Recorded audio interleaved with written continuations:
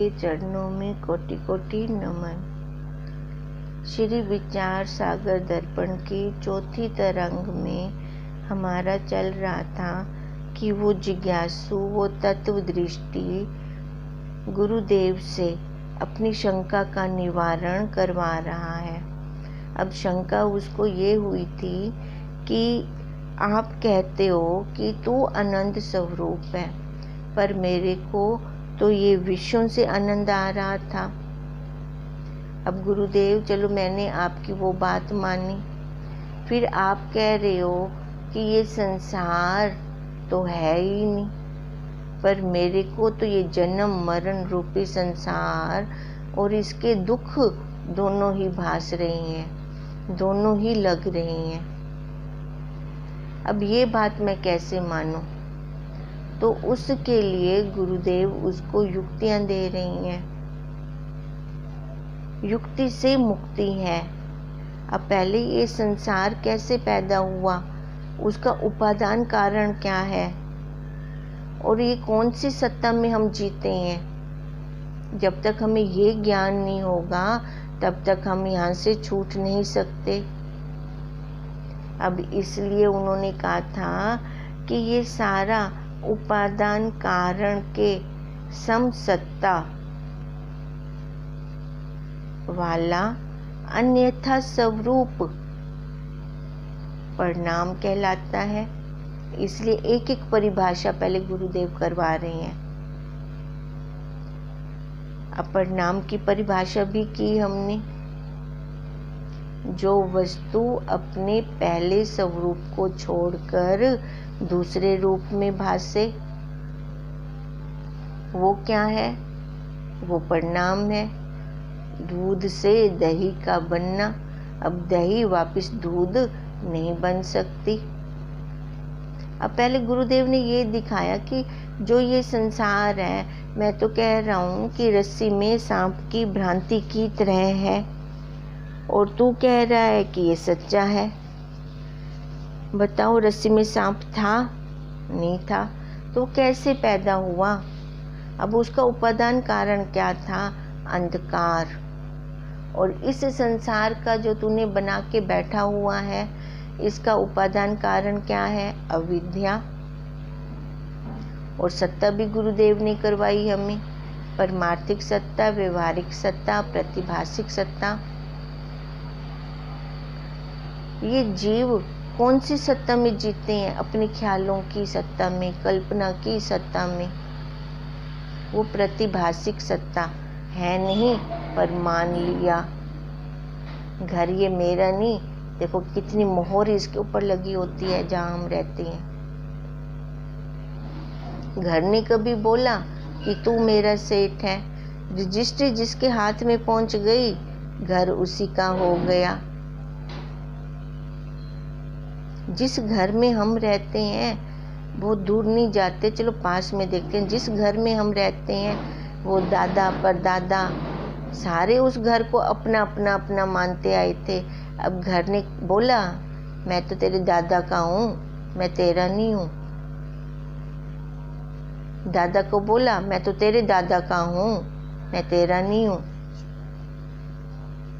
देखो, ये मूर्खता वाली बातें हम कभी विचार करके बैठे तभी तो छोड़ पाएंगे। कैसे हम प्रतिभासिक सत्ता में जी रहे हैं। उपादान कारण अविद्या, वो भी झूठ, और ये प्रतिभासिक सत्ता, ये भी झूठ। अब दोनों निराकार निराकार, दोनों मिथ्या, दोनों झूठी, दोनों अनिवर्चनीय।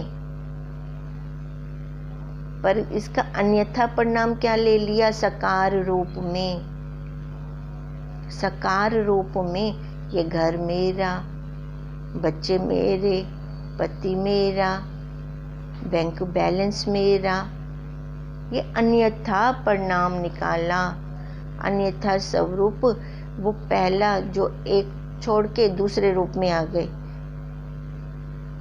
अपने साक्षी को छोड़ के दूसरे रूप में आ गए। इस झूठ को अपना बना लिया। तभी गुरुदेव ने पहले दिखाया भी, देख उपादान कारण के समसत्ता वाला अन्यथा स्वरूप। अन्यथा निकाल लिया ना, है वो निराकार, हमने क्या बना दिया, साकार बना दिया। अब जो साकार होता है वो किसका है, माया का। 5 भूत 3 गुण, और ये तो बदलते रहते हैं, बदलते रहते हैं, बदलते रहते हैं। कभी एक जैसे रहे, कभी भी ना रहे, फिर हम कितने दुखी होते हैं। जैसे उपादान कारण अविद्या अनिवर्चनीय कल्पित है, झूठी है नहीं ना, और हमने इसको कितना सच्चा और पक्का मान लिया। है वो निराकार, अब निराकार से साकार में लेकर आ गए। जैसे रस्सी में सर्प और उसका ज्ञान भी अनिवर्चनीय है।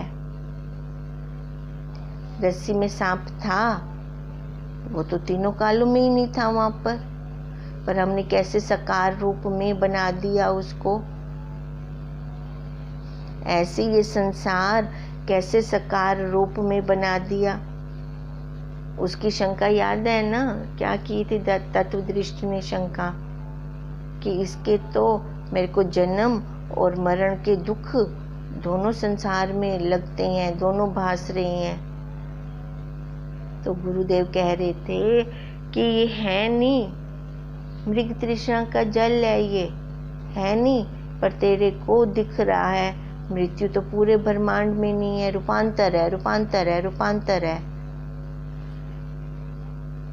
रस्सी में जो कल्पित सर्प और उसका ज्ञान दोनों अविद्या के समान स्वभाव वाले अनिवर्चनीय है। अब समान स्वभाव हो गया, दोनों की सत्ता एक हो गई। वो भी झूठी मुट्ठी, वो भी झूठी मुट्ठी, और उन दोनों का अविद्या से अन्यथा अर्थात भिन्न आकार का स्वरूप भी है ही। देखो भिन्न आकार क्या निकाला हमने, वो साकार में सांप में भासने लगा, सांप में लगने लगा, क्योंकि अविद्या अव्यक्त होने से निराकार है। और सांप जो हमने बनाया था रस्सी में, वो तो हमने साकार रूप से बनाया। अब कैसे इनका मेल होगा, इसी कारण सर्प और सर्प का ज्ञान को अविद्या का परिणाम कहते हैं। देखो झूठे मूठ के सांप से हम डरते नहीं है। कागज में सांप बना पड़ा है या दीवार पे हमने कोई सांप की पिक्चर बना दी, तो वहां से हमें क्या भय लगता है? भय कब लगता है? जब हमें असल में दिख जाता है। अब वहां पर कुछ था, अब वो जो था उसको मैंने क्या बना दिया था, सांप। तभी मैं डर गई एकदम, तभी एकदम भय लग गया। जो निराकार था उसको मैं साकार रूप में लेकर आगे अन्यथा परिणाम निकाल दिया मैंने, क्योंकि ऊपर क्या हो गया, समान सत्ता हो गई, भाई भाई हो गए। अब उसके बाद गुरुदेव कहते हैं जो मैंने ये परिणाम निकाला कि भय लगने लगा मेरे को उससे, फिर कारण क्या था, अधिष्ठान क्या था? अधिष्ठान थी रस्सी। हम पहले अधिष्ठान की परिभाषा हम करके आए हैं। अधिष्ठान थी रस्सी, और जो उसमें सांप की रस्सी में सांप की भ्रांति हुई, उसका अधिष्ठान था रस्सी, और उपादान कारण था अंधकार। इधर देखे संसार में तो उपादान कारण है वो अविद्या, और जो मेरे को ये सांप की संसार की भ्रांति हुई उसका अधिष्ठान है वो साक्षी, वो चेतन। अधिष्ठान के विपरीत स्वभाव वाला अन्यथा स्वरूप विवर्त कहलाता है। अधिष्ठान वो साक्षी का विपरीत स्वभाव क्या निकाला कि मेरे को सच्चा लगने लगा। अब जैसे हमने उदाहरण लिया था, कोई था तभी तो मेरे को वहाँ भ्रांति हुई, अपने भाई की अधिष्ठान था तभी तो भ्रांति हुई।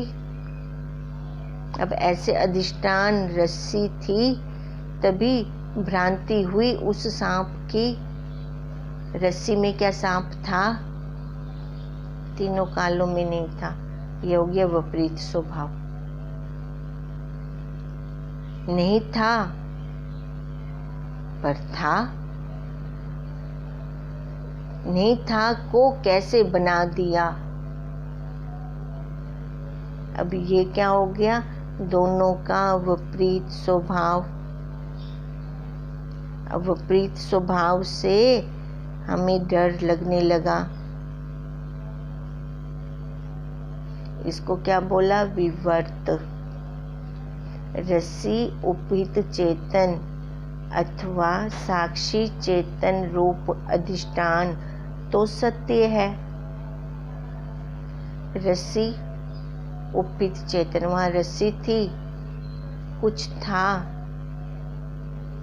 और इधर साक्षी। अब दोनों में समानता है ना, रस्सी में और साक्षी में। ये गुरुदेव कैसे दिखा रहे हैं उसको? ये उदाहरण, रस्सी के उदाहरण को लेकर, दृष्टांत को लेकर समझाने चले हैं अपने साक्षी का ज्ञान, अपने स्वरूप को बताने चले हैं। उधर रस्सी सच्ची थी और इधर साक्षी चेतन जो अधिष्ठान है वस्तु का वो सत्य है। पर उसमें सांप और उसका ज्ञान, ये दोनों क्या है? झूठ मूठ के हैं। रस्सी में सांप था? कदापि नहीं था। उसमें रस्सी में अधिष्ठान, रस्सी में तो सांप था ही नहीं। जब सांप नहीं था तो उसका ज्ञान हम कैसे भय खाने लगे? जो था नहीं उससे भय खा रही हैं। अब ऐसे गुरुदेव दिखा रहे हैं ये संसार है नहीं, इससे ऐसे तो भय खा रहा है। सच क्या है? वो साक्षी, अपना स्वरूप। हम भय कैसे खा रही हैं? परिवार से, संबंधों से। ये सारा भ्रांति है, ये सारा अध्यास है, ये सच नहीं है।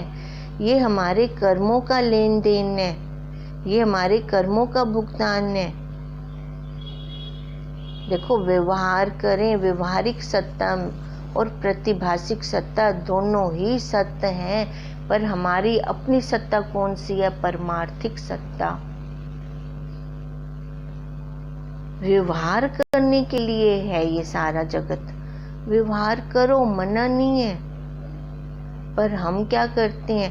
व्यवहार में इतना बह जाते हैं, इतना बह जाते हैं कि कर्म बनाकर फिर और आकार को धारण कर लेते हैं। यही तो चल रहा था आज तक। ये तो अब गुरुदेव ने आंख दी, अरे ये भाई कर्मजन्य सृष्टि है, देख इसको, देख। देवता देखा करो, भोगा ना करो। चीख चीख के उपनिषद भी कह रही हैं,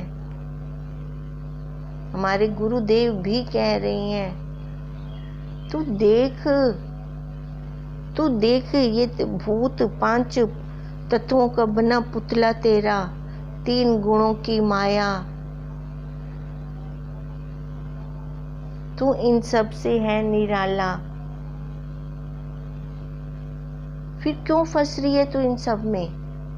फंस फंस के क्यों देख रही है? गुरुदेव हमें दिखा रहे हैं ये झूठ है, ये झूठ है, ये झूठ है नहीं। ये रस्सी में सांप था नहीं, तू भय क्यों खा रही है? तू अपनी परमार्थिक सत्ता को देख। जब परमार्थिक सत्ता को देखेंगे फिर ये व्यवहार हमें लगेगा, नहीं तो अभी तो हमें ये व्यवहार बहुत सच्चा लग रहा है। सास का, नूह का, भाई का, दादा का, बाप का। ये तो कर्म करने के लिए मिला है तेरे को आकार। करछी कर और छी कर दे, करछी बन के रह। अब अगर हम करछी बनेंगे तभी हम अपना काम कर पाएंगे। अगर हम करछी नहीं बनते, एक एक परिस्थिति को तड़का लगाने बैठ जाते हैं, तो मर बोला। और कितने जन्मों से मर रहे हैं। रूपांतर दिखता थोड़ी है फिर।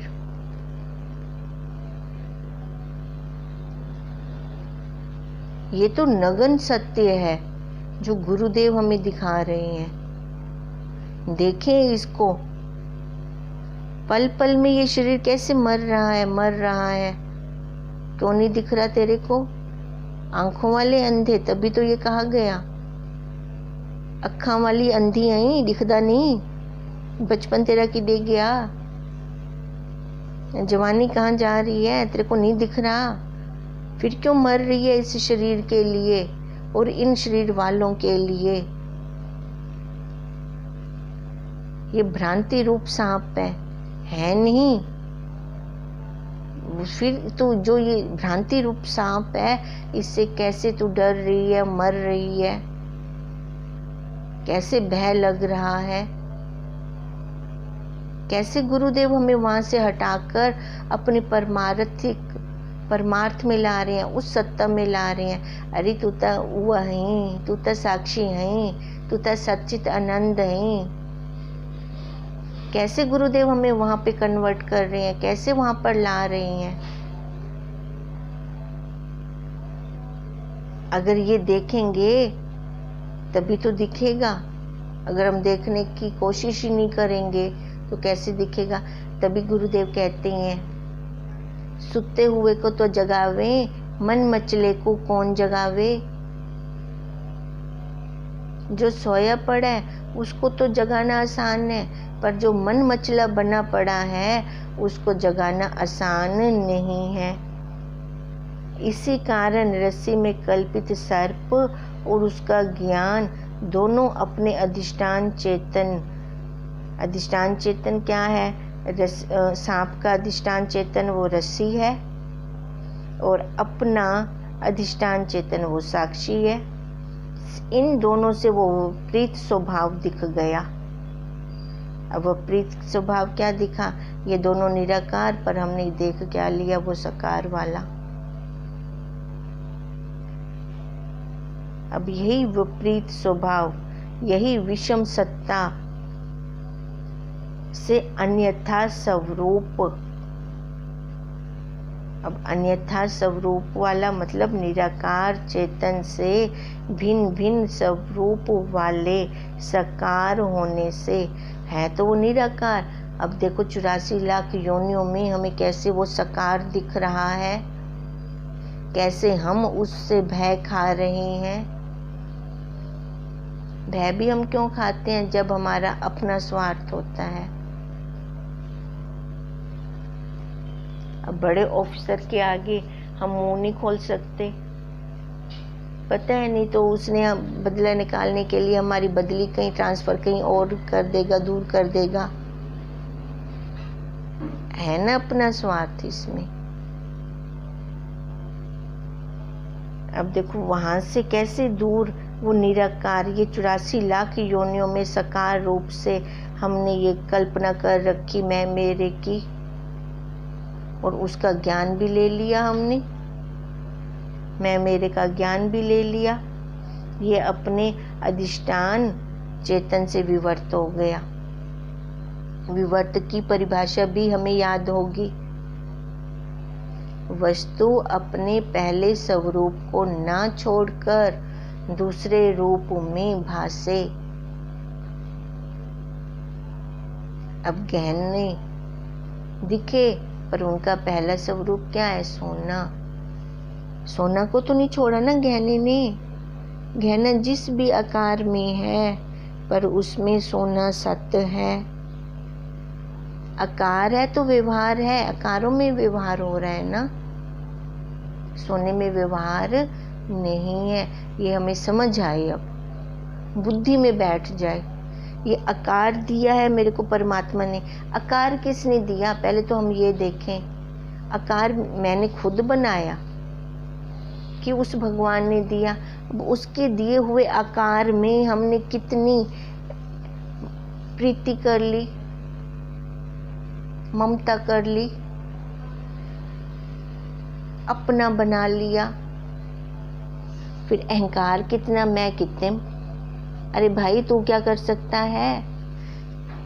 उसके बनाए हुए आकार से उसको एक फूल अर्पण, फूल भी उसका बना हुआ, ये आकार भी उसका बना हुआ, उसको एक फूल अर्पण कर देते हैं, एक लोटा जल चढ़ा देते हैं, तो देखो फिर कितना अहंकार साथ में लेकर आ जाते हैं। वो अहंकार सिर चढ़ के बोलता है फिर। तभी तो ये दुख सुख व्याप रही हैं, तभी वो हमें लग रही हैं। यही गुरुदेव हमें बार बार कह रहे हैं। ये अन्यथा स्वरूप क्या हो गया, विवर्त हो गया है। वो अधिष्ठान कोई तो था, तभी मेरे को भाई की भ्रांति हुई। कभी हमने विचार किया? अधिष्ठान वो रस्सी, उपादान अविद्या, अज्ञान, अधिष्ठान वो साक्षी। अब साक्षी है तभी तो वाणी बोल रही है, हाथ में पेंसिल ली हुई है, कान श्रवण कर रहे हैं। नहीं तो एक मुर्दे में भी देख लो, पुत्री पुट्टी गई, इंद्रियां तो सारी वहीं क्यों हैं? इंद्रियां तो कहीं नहीं गई ना, वो सारी वहीं पे हैं। फिर वो क्यों नहीं कुछ कर सकता? वो शरीर जिसको सारा दिन वो पालता रहा, पोसता रहा, उसके लिए करता रहा, अब कहाँ है वो? जलने क्यों देता है? जीते जी तो अपने उते एक मक्खी नहीं बावन दिती, और तले एक पेचा, कोई अता पता ही कहनी। पहले ये बुद्धि में क्यों नहीं बैठता कि ये मैं शव को लेके घूम रही हूँ, ये सच्चा है ही नहीं। सच्चा मेरा वही स्वरूप है, सत्य चित आनंद रूप। मैं वही हूँ, मैं वही हूँ, मैं वही हूँ। क्यों नहीं बैठता ये बुद्धि में? व्यवहार करें, ये कर्मजन्य सृष्टि है, इसलिए अपने कर्मों का कुछ था भोग जो रह गया। देखो मनुष्य शरीर स्वतंत्र है, वो अपनी स्वतंत्रता का फायदा उठाए, उन कर्मों को अच्छे से निभा दे और कर्म ना बनने दे। ये कर्म कैसे खत्म हो गए? खाली आत्मज्ञान से। कर्मों का खात्मा कैसे कर सकते हैं हम? खाली आत्मज्ञान से। हमारे पास और कोई रास्ता नहीं है कर्मों खत्म करने का। पर शंकावादी जैसे कह रहा था, इसलिए गुरुदेव उसको और खोल खोल कर बता रहे हैं। ये तो जितना भी देख रहा है ये साक्षी का विवर्त है, अधिष्ठान वही है। सर्प तो जिस प्रकार सर्प और सर्प का ज्ञान, ये दोनों अज्ञान के परिणाम और चेतन के विवर्त हैं। सांप और सांप का ज्ञान, सांप और उसका सांप वाला ज्ञान था क्या? वहां पे था ही नहीं। तो ये क्या था? परिणाम था ये। जिस काल में मेरे को सांप की भ्रांति हुई, उस काल में मेरे को रस्सी नहीं दिखी, सांप दिखा। पर गुरुदेव क्या कह रही हैं? तूने तो परिणाम निकाल दिया। जैसे इस तत्ववेता ने परिणाम निकाल दिया कि ये संसार तो मेरे को सच्चा लग रहा है, ये मेरे को पक्का लग रहा है, जन्म मरण के दुख भी मेरे को लग रही हैं। अब गुरुदेव कह रही हैं, अरे भाई ये तो तूने परिणाम निकाला हुआ है ना, पर ये सारा क्या है? उस साक्षी का, उस चेतन का विवर्त है नहीं, पर तू देख रहा है। ये बच्चे तेरे नहीं है, पर तू इनको अपना मान रहा है अविद्या के कारण। कभी हमने ध्यान दिया बच्चे बाद में क्यों आए? क्योंकि कर्म तो भुगतान हो रहे हैं ना, गुरुदेव कह रहे हैं ये कर्मजन्य सृष्टि है, तो वो बाद में क्यों आए? क्योंकि वो हमारे बचे हुए बाकी जो कर्म थे वो भी तो हमने निबेड़ने हैं। बचे हुए कर्म निबेड़ दो अच्छे से। अब वही गुरुदेव कह रहे हैं, अगर तू वहां फंस, ये माया हमारे आगे आ रही है बार बार। अगर हम इस रास्ते पे चल रहे हैं तो माया हमारे आगे वो प्रलोभन डाल रही है, वो आगे मीठे मीठे विषय रख रही है। अब बच्चे के रूप में उसने क्या मोह को लाके परोस दिया हमारे आगे, मोह को लाके रख दिया हमारे आगे। वो देखती है ये यहाँ फंसता है कि नहीं।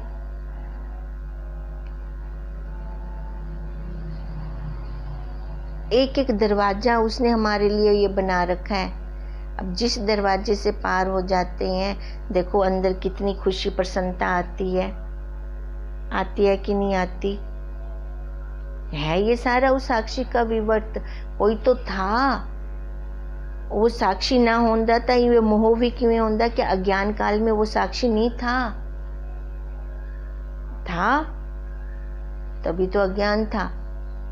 वो साक्षी है तभी तो ज्ञान है। पीछे वो अधिष्ठान है, वो कील लगा हुआ है, चाहे पंखा चले चाहे ना चले, कील तो है। कील के सहारे से तो पंखा खड़ा है। अब यही गुरुदेव दिखा रहे हैं, ये सारा 84 लाख योनियां उसका विवर्त है, उसका विवर्त है। तू देख, ठीक इसी प्रकार संसार और संसार का ज्ञान, ये दोनों अज्ञान है। ये समष्टि अज्ञान मतलब माया है ये सारी। फिर तूने उसका परिणाम निकाल दिया और ये शुद्ध चेतन का विवर्त हो गया। अगर तू ऐसे लेके चलेगा तभी तो संसार से छूटेगा, नहीं तो ये मैं मेरे में फंसता जाएगा। है कुछ भी नहीं। कल कैसे हमने वो सारा लैग किया था, लय से हम कहाँ आगे थे? अपने साक्षी स्वरूप में। इन 5 तत्वों का तो लय कर, 5 तत्वों का लय करने के बाद जो मिलेगा, देखो जब महाप्रलय होती है तो एक सत्ता तो शेष होती है, एक सत्ता तो रहती है। वही सत्ता सामग्री से ये सारा कुछ बनता है। फिर यही गुरुदेव हमें बार बार समझाते हैं, बार बार दिखाते हैं। असल को घेन, नकल विच ना फंस। हम तो रोल्ड गोल्ड में ही खुश हो जाते हैं। सोना मिल गया, वो सोना नहीं है। बच्चे मिल गए, पति मिल गया, घर परिवार मिल गया, खुश हो गए इस रोल्ड गोल्ड में। मरवला। आज तक यही करते आए हैं। अब खोलें अपनी आंखें, अपना विचार चलाएं, तभी हम छूट पाएंगे। कल हम गुरुदेव से प्रार्थना भी यही कर रहे थे कि शास्त्र के पूर्ण होते होते इसकी विपरीत भावना भी खत्म कर देना गुरुदेव, वो भी लय हो जाए। अपना जैसा हम संकल्प छोड़ते हैं वैसे ही हमें आगे मिलता है।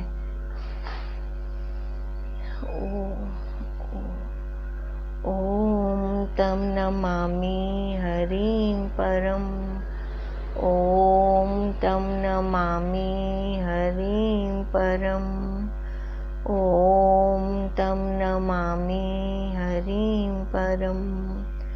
ब्रह्म स्वरूप गुरुदेव के चरणों में कोटि कोटि नमन।